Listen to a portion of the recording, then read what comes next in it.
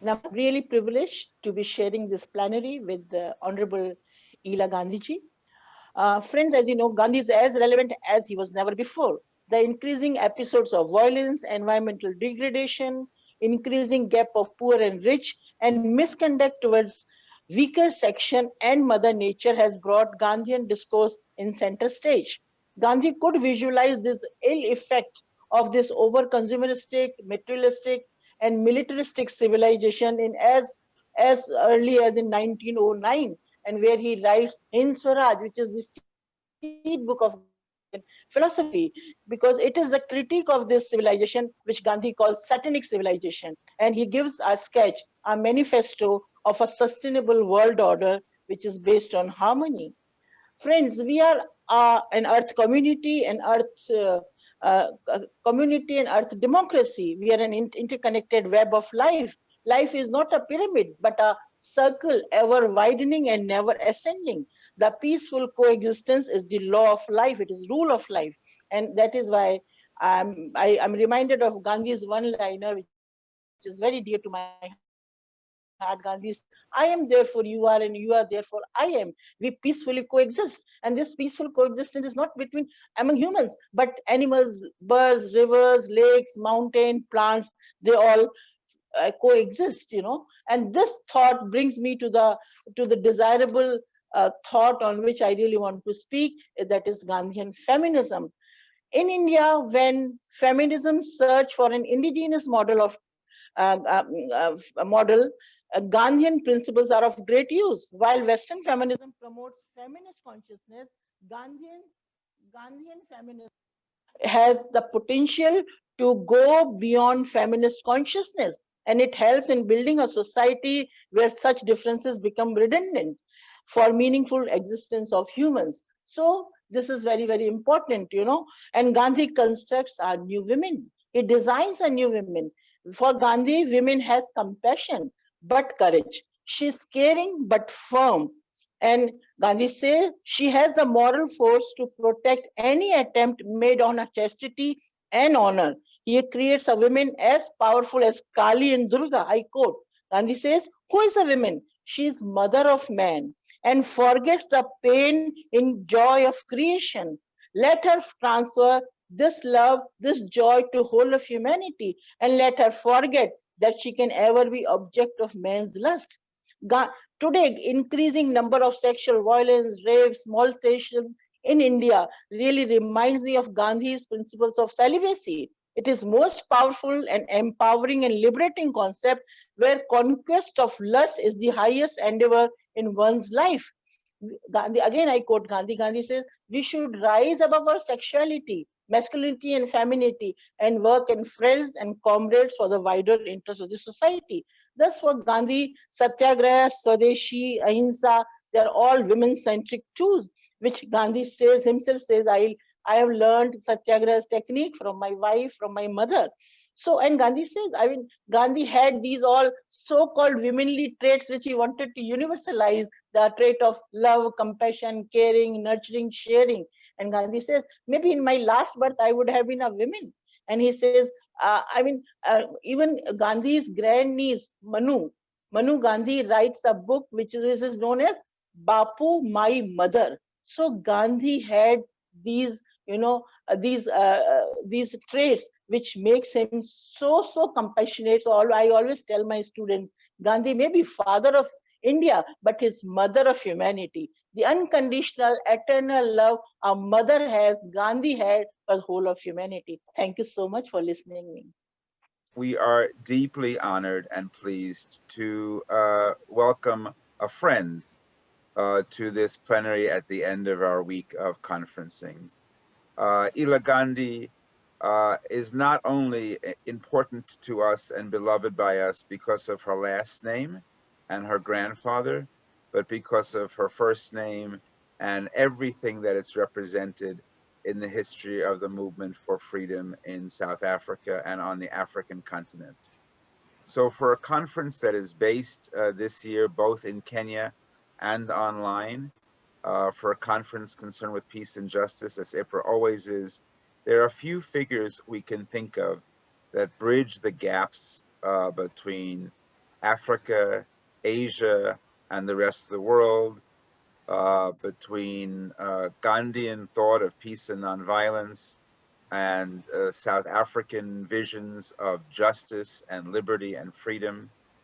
And also for this year, where we have a special focus on technology, having Ela Gandhi, who amongst her many, many achievements, was also Vice Chancellor for a time of the Durban University of Technology. Really, this speaker wraps everything together in an amazing way. So without further ado, Ela, the floor is yours. We're going to have this as a sort of informal dialogue, but we'd love to hear some of your thoughts first off. Welcome. Thank you so much, Matt, for inviting me to this discussion. My topic for today is about revolutionary nonviolence and in relation to Gandhiji's thought. So, as you know, Gandhiji's nonviolent action started in South Africa. And defining nonviolence as satyagraha in 1906, he actually began to look at different nonviolent movements, and he realized that nonviolence is not just the absence of violence. There's much more to nonviolence than just absence of violence. It is also not a passive resistance, as many people began to describe Gandhiji's movement as a movement of passive resistance. He said it's not passive, it's very, very active. It is an active, non-violent resistance to injustice wherever we see it. So it doesn't necessarily mean that satyagraha involves a large-scale non-violent action. Satyagraha can be practiced in any situation where there is injustice. And if you're opposing that injustice, you can use satyagraha as a technique in order to establish justice. Now, defining satyagraha, Gandhiji had a number of assumptions or beliefs that he based his techniques on. The first one was that change is possible, that people can change, and we have to believe in that. Many people refuse to believe that people can change. So the first assumption is that change is possible. The second assumption is that people are basically good, that the evil that we often see is something that has been learned over a period of time because of experiences and so on. But a person is born being good, and that is Gandhiji's assumption. Many people believe that criminals, so-called criminals, and Gandhiji never defined any person as a criminal or as anything. He always said that you must criticize the action, not the person, because we have to learn to separate the person from the action. So it's the action that we are criticizing that is unacceptable for us, not the person that is involved in the action. When we separate that action from the person, we realize that that action can be described and can be eliminated by the person himself or herself. So that is an assumption that we need to learn about and begin to understand and practice. if we want to use nonviolent action. And it is important that we spread this idea of nonviolence, because today, more than ever before, as Vidya Jain explained earlier, we really need nonviolent action today. And so, and Gandhiji's ideas. And so these ideas are important. So I've said that people can change, that basically people are good. The third assumption is that we can bring out that goodness in human beings within a climate of love. So love is a very important principle. And Martin Luther King has described this very well in his book and in his writing, that all this can be done within the climate of love. And so basically, and he calls it agape. So basically, you then discard things like hatred, things like anger, and so on. Because hatred, anger has to be removed, and love replace the hatred and anger. When that happens, then change takes place, and you find that everything falls in place. So that goodness in the people can be brought out through this climate of love and beginning to address the issues of hatred, issues of anger, and beginning to get people to understand that love is important. So that's the third point that I want to say, that love is important. It is within that situation of love that change can be brought about. Now, as I said, goodness is often suppressed by anger in particular and hatred as well. So the goodness, the original goodness in people begins to be suppressed because people begin to become angry, hateful, hate people, hate things. And when that happens, then that goodness is suppressed and anger takes over, and you find violence and that syndrome coming out in people, all forms of violence and so on. So we have to help people to release their anger within a controlled, loving framework, and help them to release this goodness that is within them and bring it out within individuals and societies.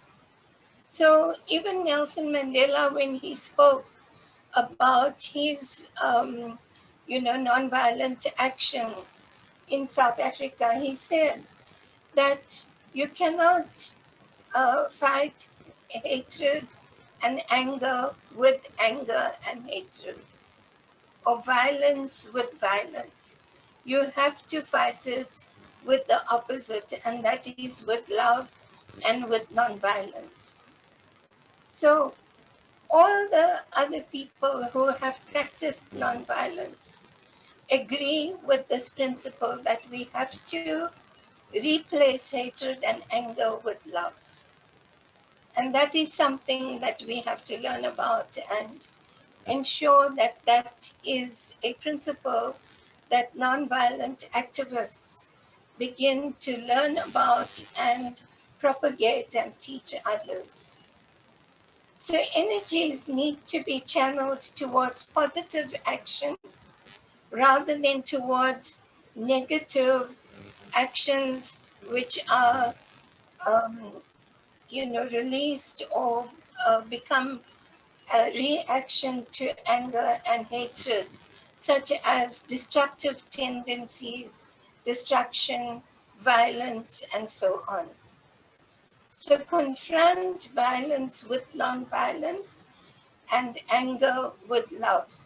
And that is how we can change things.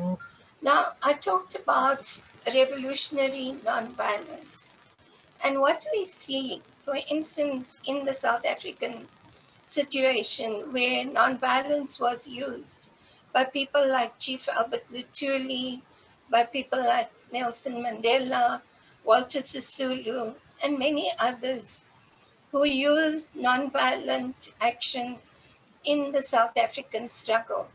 Also, many of the anti-apartheid movement in other countries, all of those movements were based on nonviolent strategies.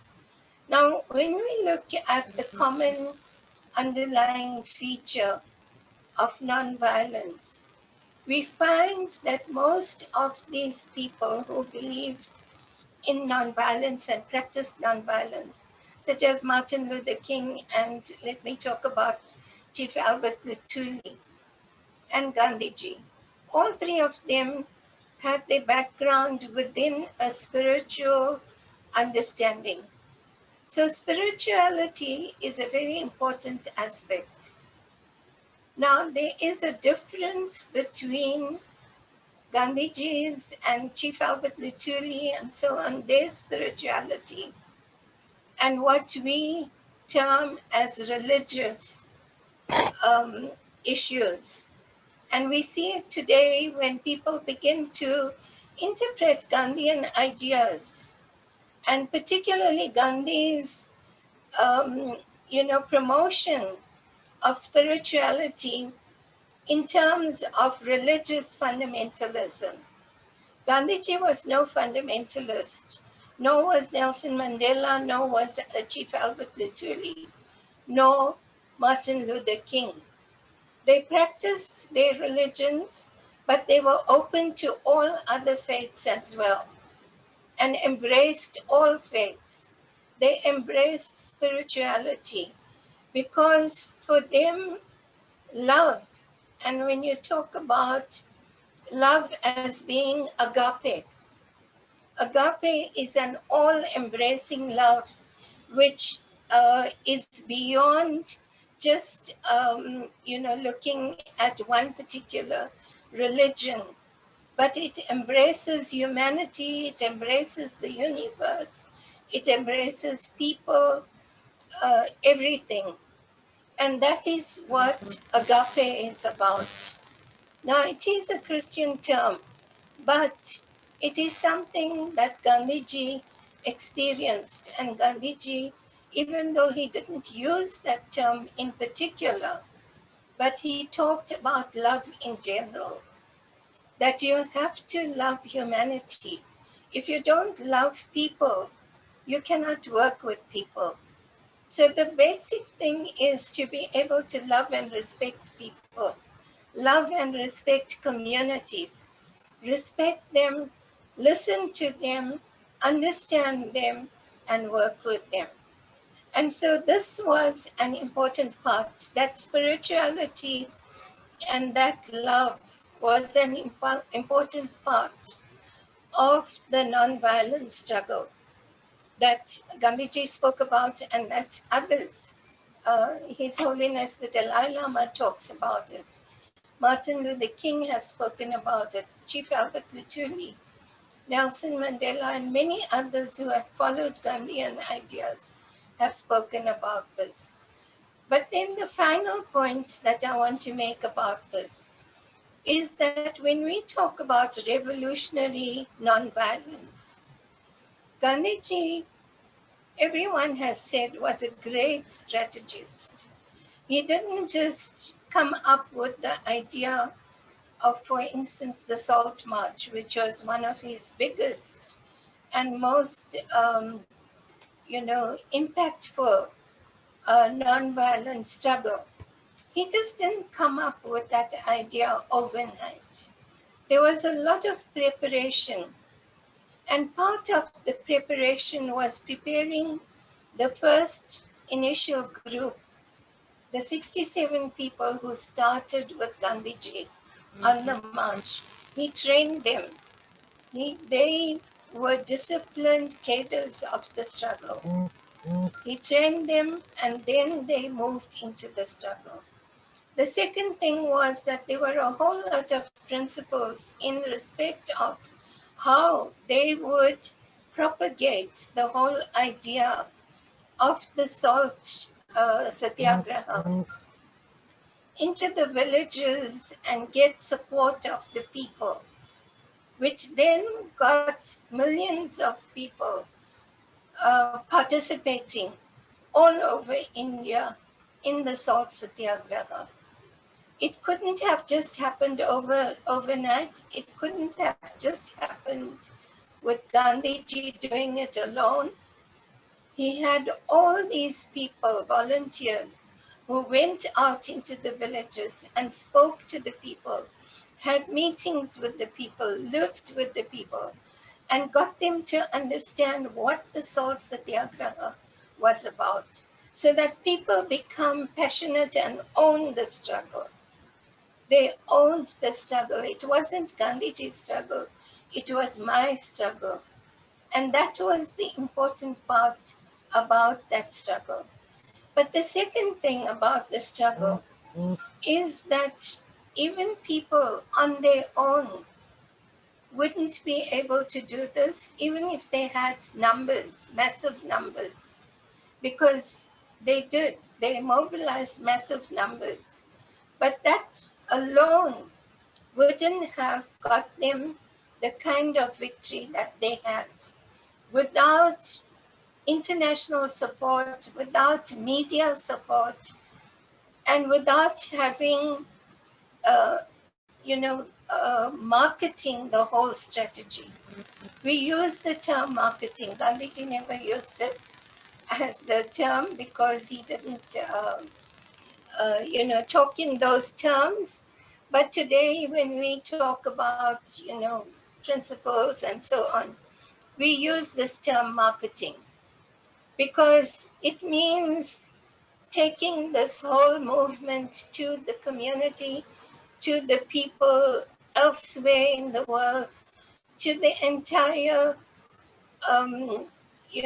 world, where everybody knew about the salt satyagraha. And that only happens through media. Now we must remember that at that time, when salt satyagraha took place, there were no cell phones. There was no internet. There was no WhatsApp and all these social media that we have today. But Gandhiji was able to mobilize media support through his whatever methods that he had at his disposal. So he used those methods in order to get the world to know about it and to get world sympathy. Now, if you look at the South African struggle, the same thing happened with South Africa. We had a struggle within the country where we had many nonviolent demonstrations that were happening inside the country. But the success of our whole, struggle was based in the support we received from the international community. So we were able to go to the United Nations and talk to them about the issues that South Africans faced. We had the support of the Indian government in that. We had the support of the third world countries in that whole issue. We had the support of the anti-apartheid movements that that were established in almost all the countries of the world, where little groups from university students to community members and so on would support the South African struggle. And that's how we were able to get international support.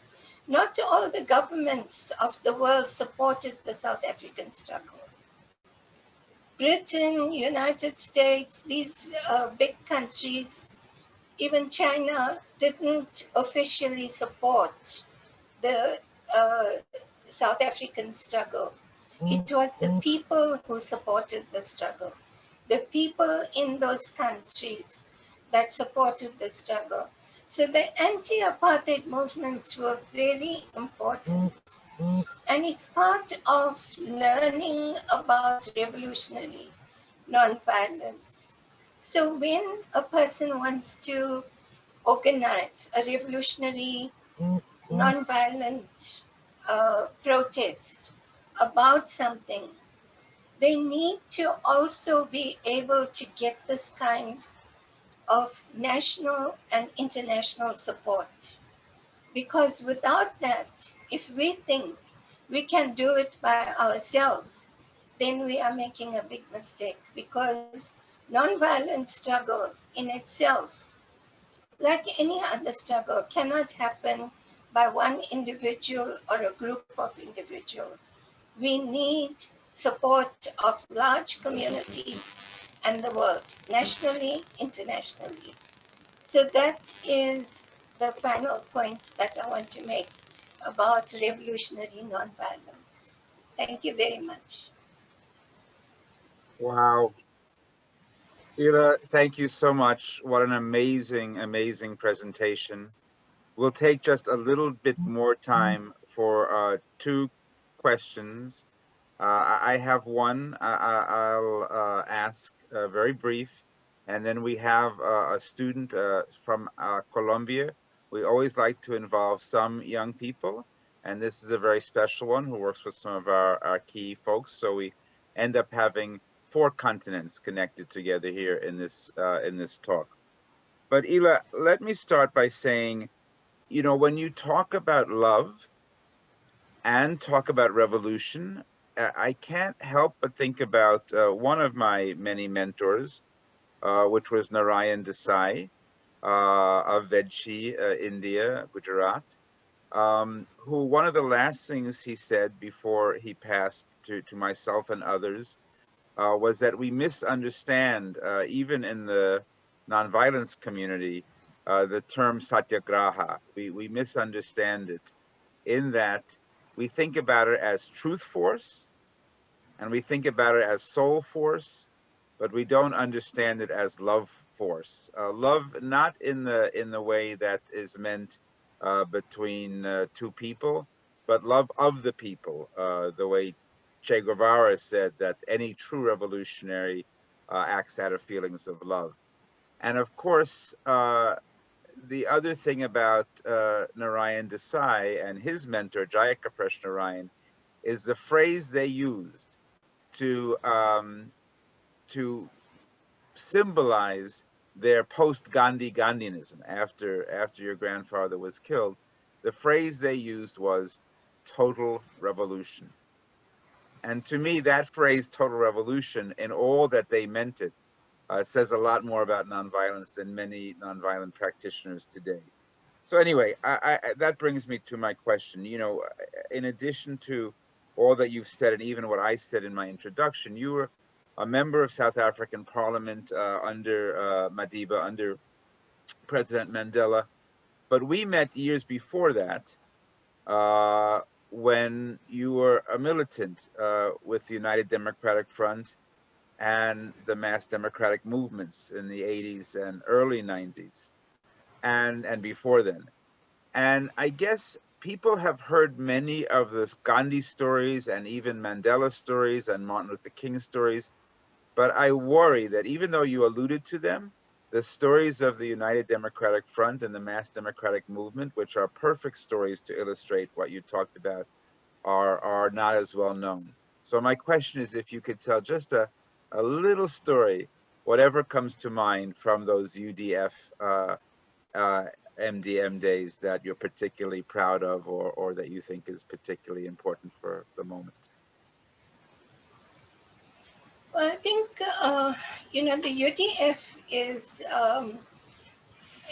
the name itself, the United Democratic Front, was formed of organizations, various organizations in the country.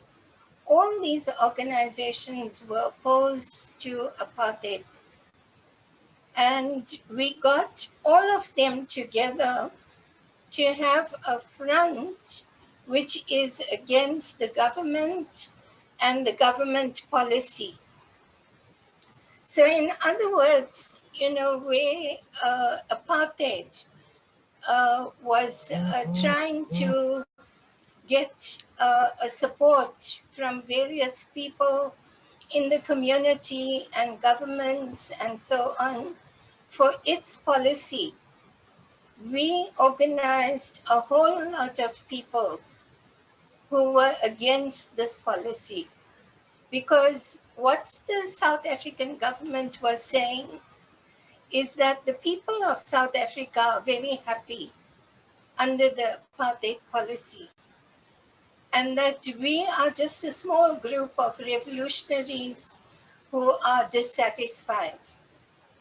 And so to break that myth, we had this United Democratic Front, which brought all the organizations together, and in a huge way, we were able to articulate that there are millions of people in this country who are suffering and who are opposed to this policy of apartheid.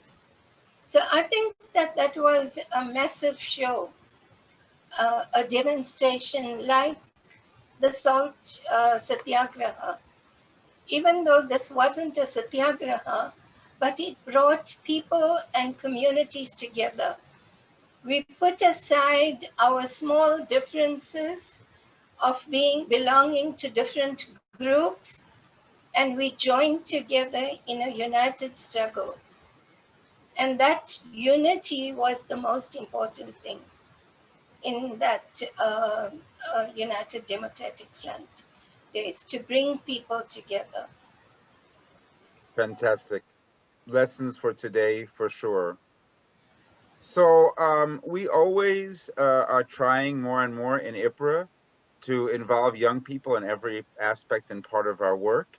And in many ways, our Latin American Peace Research Council, CLAIP, has been the most consistent at doing that.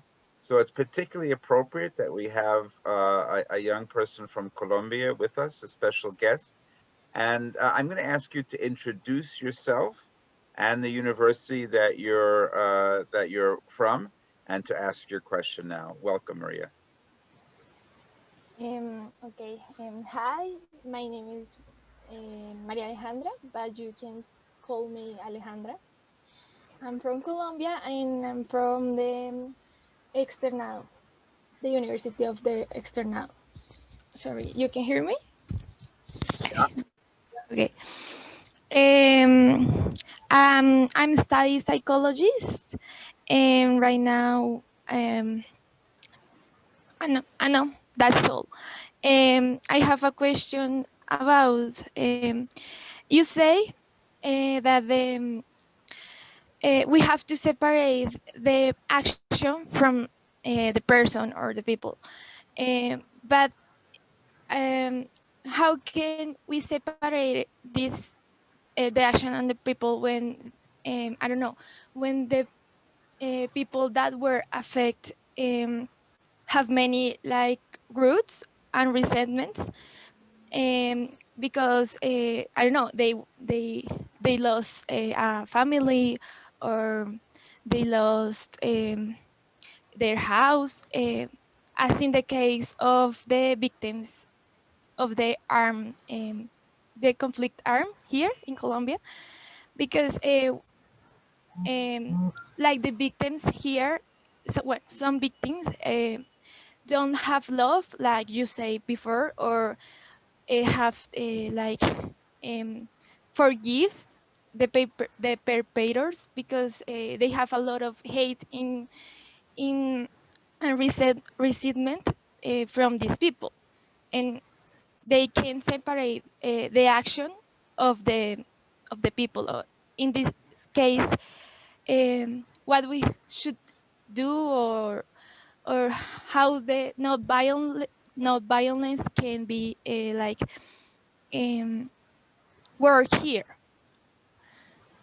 I don't know if I make it understand.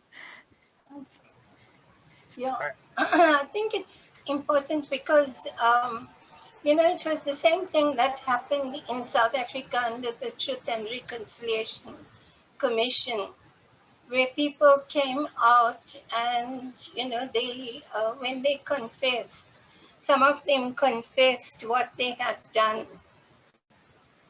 And you had the victims on the one hand, and you had the perpetrators on the other hand.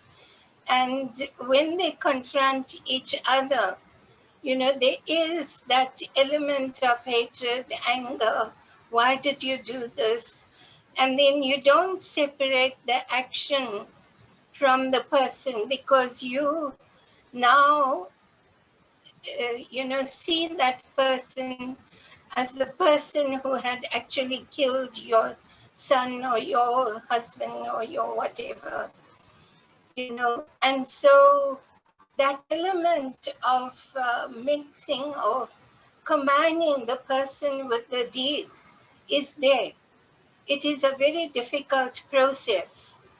And I'm sure as a psychologist, you would understand that it takes a long time and a lot of understanding to separate the two.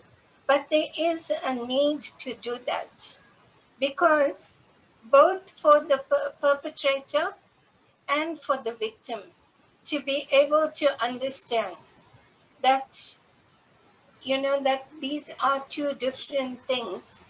If the perpetrator understands that I have made a mistake, I have to, repent for what I have done and make changes, then the perpetrator is going to change and will repent and will behave in a different way in the future, right? So the change will come within the perpetrator only if the perpetrator accepts that what they have done is wrong, and only if that perpetrator is prepared to repent. On the other hand, the victim needs to understand that this perpetrator now has repented and is prepared to change, and that in any event, what has happened cannot be changed. If a person is dead, the person is dead. What happens going forward? How do we take this going forward? So are we going to perpetrate a cycle of violence, or are we going to perpetrate a cycle of love and of reconciliation and of building our whole community rather than destroying the community? So the community can only be built with love and with understanding. It cannot be built with hatred, anger, and so on. So this is something that is an ongoing thing. It doesn't happen overnight. There has to be programs. There have to be bringing people together, understanding, talking, um, you know, giving vent to feelings as well. Because anger suppressed is bad. It's like, like a volcano. The fire is suppressed, and then when it bursts out. So if you suppress anger, then you are not, you're not achieving anything. You have to let the anger be expressed, but contain it. It must be expressed in a contained environment. And then you begin to look at how do we build. Okay, you have expressed your anger. What do you think is the next step? Let the person themselves come up with the next steps. We don't have the answers. I don't have the answers. You don't have the answers. The person who has experienced it can come up with answers, can say, okay, this is what I am prepared to do. The victim and the perpetrator will be able to say what they are prepared to do in order to change the situation. But it has to come from them. They have to understand, the perpetrator has to begin to accept that what they did was wrong. Until they accept that, nothing can happen. So the first point is to accept.